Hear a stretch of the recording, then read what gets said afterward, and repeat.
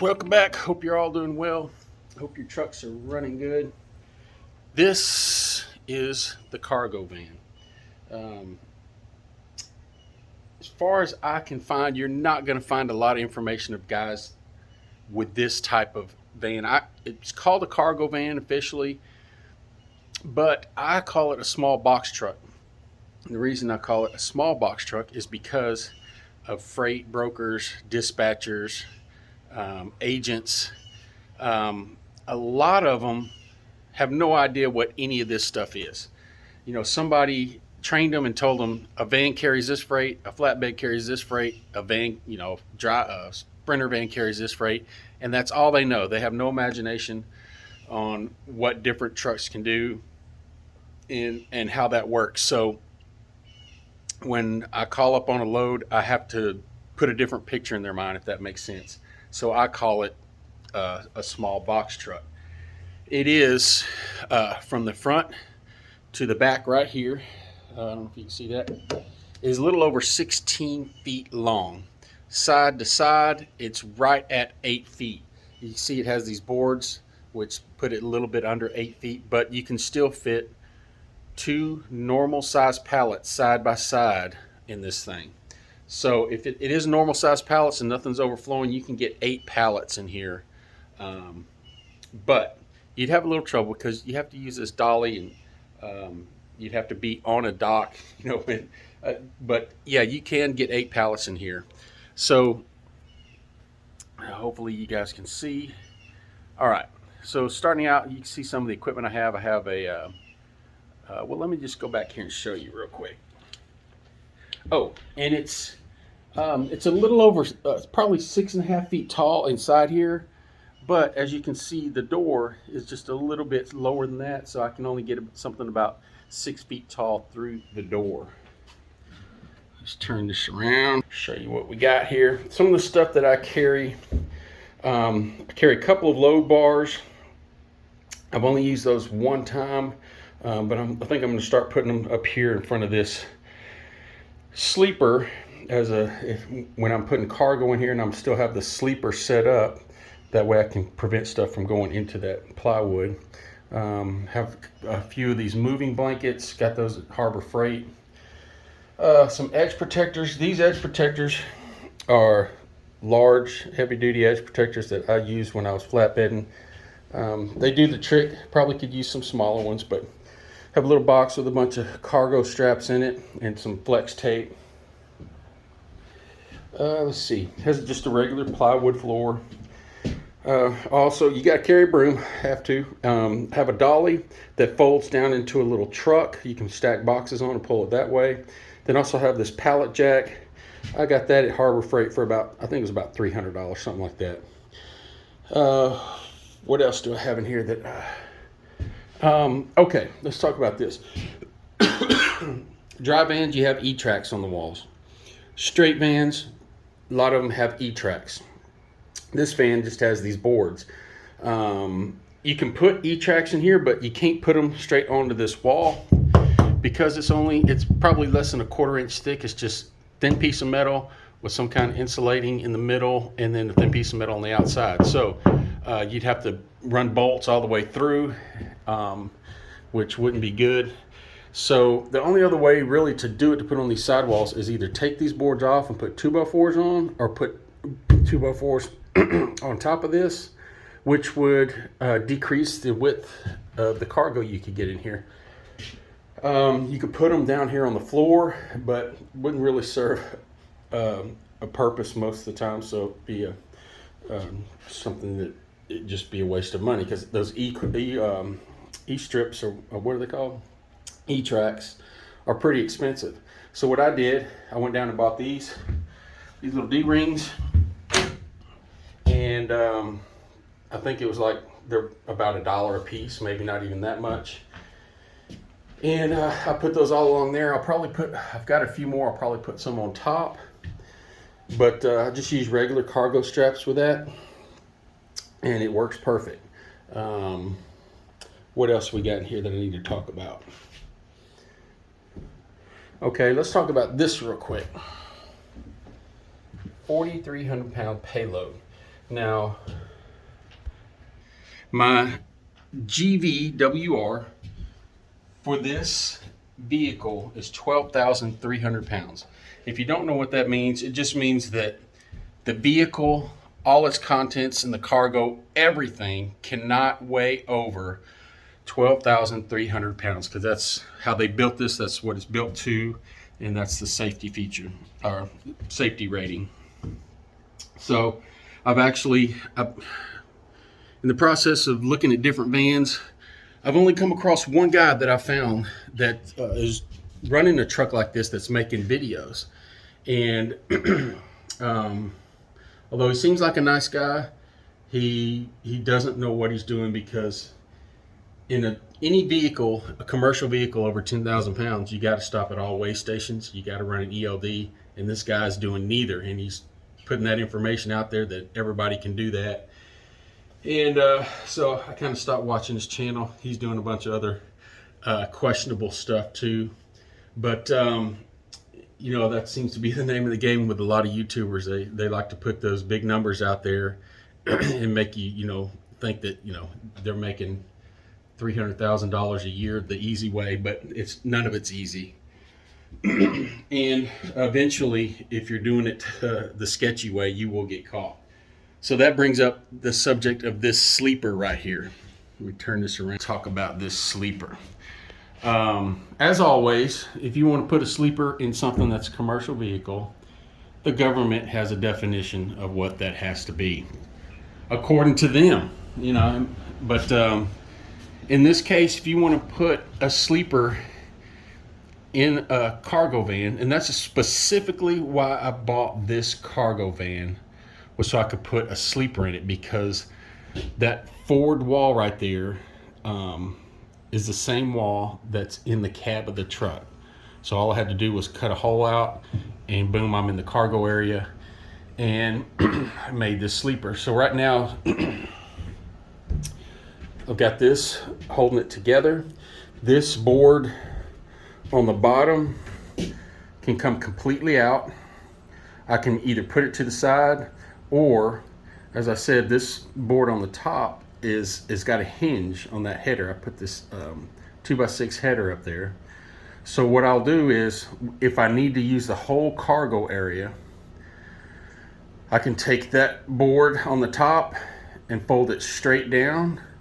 Take this board that's on the back, push it straight into it. Of course, I do have a mattress in there that I'll either have to put to the side or put on the outside somewhere, but I'll still have 16 feet of cargo space once I fold it all up. But as it stands right now, it is very stable. If I have any cargo in here, even if it falls into it, it's not gonna break it or crush me if I'm sleeping. So like I said, all I have to do is take this strap off right here, this cargo strap, and it'll all fold up, and I'll show you inside what it looks like. And that's what I'm looking like outside. As you can tell, it is a used Penske moving van. Got duals on the back, mud flaps, unleaded fuel, DOT number, DOT inspection. All right, let's talk about what's inside here. I know the first thing you're going to say is, what in the hell is that? Let's get in here and discuss it real quick. All right, we're inside. As you can imagine, there's not a whole lot of space in here. If we're just taking into account the cab from here forward, I actually have more space in here than I did in my T660. There's more space between the seats, which makes it easier to get from here into the sleeper. And it's just a regular, sort of a van vibe in the front of here. Nothing extra special. Has a cheap radio, no Bluetooth on the radio. Has cruise control, air conditioner, just one storage box, right? Instead of a glove box, it has a little storage box right here. But let's talk about some of the things we're looking at here. Maybe you can see, maybe you can't. So you see this flexible duct right here. Let me pick it up here. So that duct, I just have it run to a vent. It's just taped up there, nothing special, and have that run into the back, into the little sleeper there. Now normally when I'm going down the road, I have this little towel up on the opening here so that I don't get a bunch of dust up front here. But so that little vent, even with this thing closed, that cargo area sometimes is 110, 120 degrees back there, but it keeps that little area cool right there. And I'll go back there and I'll well, first let's talk about the sleeper and the requirements for this. I did hot shot a few years ago, had truck and trailer, super cab dually, and when you do hot shot and you sleep in the back of that dually, that is not a sleeper berth. So on your ELD, you can't charge sleeper berth. Oh, excuse me. So everything has to be charged as off duty, which brings up the point of why even have sleeper berth on the ELD. When you're not driving, you're off duty no matter what. So who cares what you're doing? You're off duty. But anyway, video for another time. So if you don't have a legal sleeping berth, you can't charge ELD. So this is actually a legal sleeping berth. So I can charge sleeper berth if I want to, but I always just charge off duty. So what does it have to be a legal sleeper berth? There are several different definitions. Even if you go on the FMCSA website, it's, it has several different descriptions of it, but basically it has to be this. You have to have, first it has to have an entrance straight to this driver's seat. You can't if you have to walk around, open a side door, or go to the back, open the cargo van area to get to the sleeper area, it's not legal. I have seen a couple of guys doing Sprinter vans, and they have sleeper areas set up in their Sprinter van, which they don't have to worry about it anyway. They don't have to stop at way stations or do any of that stuff. But just for illustrative purposes, they have to get out of their driver's seat, go around the van, open the side door to get into their sleeper area. That would not be a legal sleeping berth. They have to be able to go straight from this driver's seat into the sleeper berth for it to be legal. Has to be, this opening right here has to be a certain width and a certain height. It has to have a certain size mattress or bigger. I think it has to be 30 inches wide, 24 or 30 inches wide, and a certain length long. I forget the length. But I have a full twin size mattress back here, so I'm legal on that. I also have seen people that put just a curtain back there. That wouldn't be legal in this case either. It has to be able to protect you if you're laying in there and some of the cargo falls over. A curtain wouldn't protect you from that cargo falling. So it has to be a hard shell. For any single little thing that fell, it has to stop it. So that's just a couple of pieces of plywood back there. And I mean, I could probably stand on it 250 pounds. It wouldn't fall through. But what else does it have to be? It has to be free from fumes, gas fumes, diesel fumes. If you're going down the road, which, the whole cargo area is free from fumes in there. And it has to be free of dust and dirt. I do have some cracks in the side that I have not sealed up yet. I haven't finished this thing completely. As you saw in the back, I still have part of that plywood to cut off. But so I have to seal that up in a certain way that top piece of plywood will still slide down and fold in. So, but as of now, it doesn't get any dust or dirt in there. What else does it have to have? I forget what all now, but this one is legal. And let me show you, put you down for a second. So 2 days ago, I was coming through New Mexico, and I had my first full-blown inspection, DOT inspection. I got pulled into a DOT station there, and this is the first inspection I've had under my authority, and the first inspection I've had in about 2 or 3 years now. So when the officer walked up to my window, the first thing he asked when he looked in here, he said, "Is that a sleeper?" And I was kind of, iffy about it. I said, but immediately I said, "Well, I have a mattress back there," because I didn't want to say sleeper and then him say, "Oh, I got you on a technicality, that's not a sleeper berth." But I had my bases covered sort of kind of anyway, because I never charge sleeper berth. I just charge off duty. In my opinion, I charge off duty because it's none of their business what I do if I'm in sleeper berth or running down the road. So I'd only been charging off duty. So that, as far as that goes, it wasn't a big deal. But I just didn't want to tell him, yes, it's a sleeper berth, and then him go onto the form and say, got an illegal sleeper berth. So immediately I told him I just have a mattress back there. I didn't say it was a sleeper berth. So he ran around, did his whole inspection, looked back there, went to the back, tested it. Then he gave me had me come over and sign, and I made 100 on the inspection. So I started asking him questions after that. I figured I was pretty safe. I said, "Well, is that a legal sleeping berth?" And he said, "Yeah." And I said, "Well, what comprises a legal sleeping berth?" And he told me all the stuff I kind of knew, but it was good to get that affirmation. And I said, "So if I wanted to, I could legally charge sleeper berth." And I told him that I'd driven a hot shot before, and he understood. And he said, "Yeah, if you charge sleeper berth, you're totally legal with that sleeper." So that made me feel kind of good, even though I'm still not going to charge sleeper berth. But as you can see, when I'm going down the road, I have this up here. I have my little air conditioner vent run back there. And in the evening, if I stop early and it's still super hot outside, that one little vent, let me show you. This one little vent hooked up here. It's just a $4 or $5 flexible duct, and I just have it sitting there. That one little vent keeps it cool enough in there that I can lay down. The mattress is cool, and it's cool back there. Don't start sweating. So let's go in the back and show you what we got. So I guess it'd be a good idea to show you how hard or how easy it is to get back here for a big boy. Like I said, I'm over 6'1". I'm 250 pounds.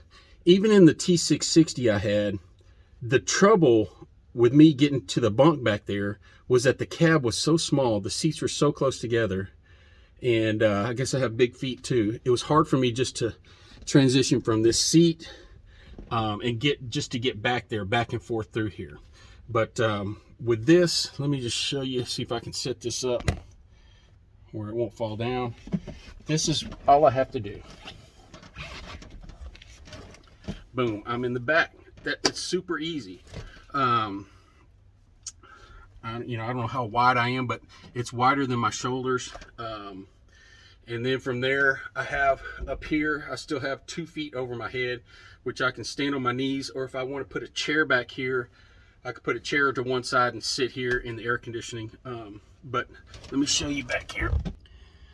All right, now you're looking at what I got. See, I have a fan set up back here. So like I said, this one vent blowing throughout the day will keep this cool enough that when I lay down, the mattress and pillows and everything in here is cool. And when I open this, I'll keep my engine running for a little while, and I'll blow some air conditioner back here, and then I'll just turn it off and have this fan blowing late at night.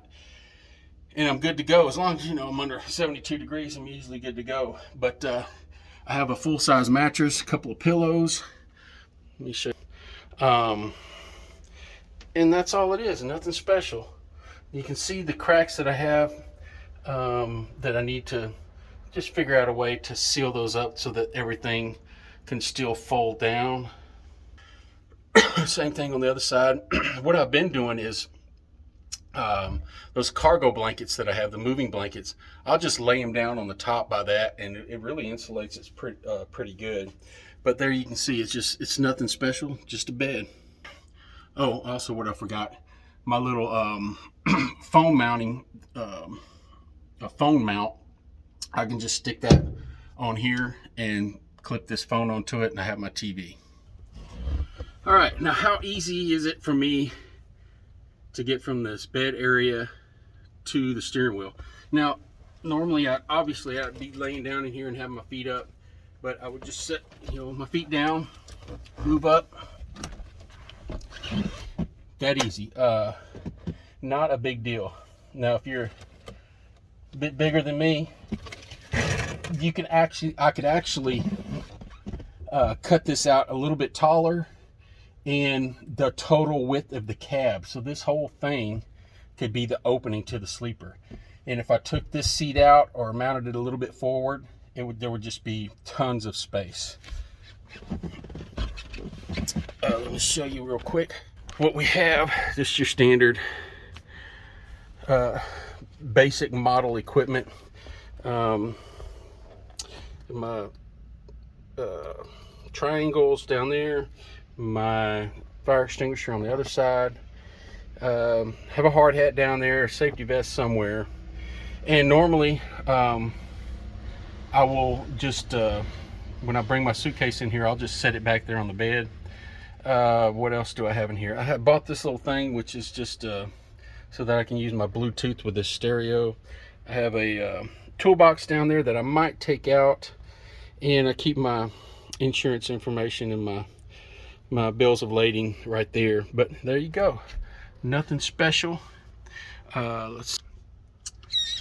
Now I do have a, what's this called? This is a 2017 GMC Savannah, and it has a 6 liter V8. And I've been through a lot of mountains with this thing, and this last trip coming back, I just took the first load I could get to get back to Texas, and it weighed close to 3,000 pounds, and still gave me no trouble going through the mountains. It didn't, if I wanted to put my foot in it, it would have went up the mountains at 70 miles an hour. So it's got plenty of power as far as that goes.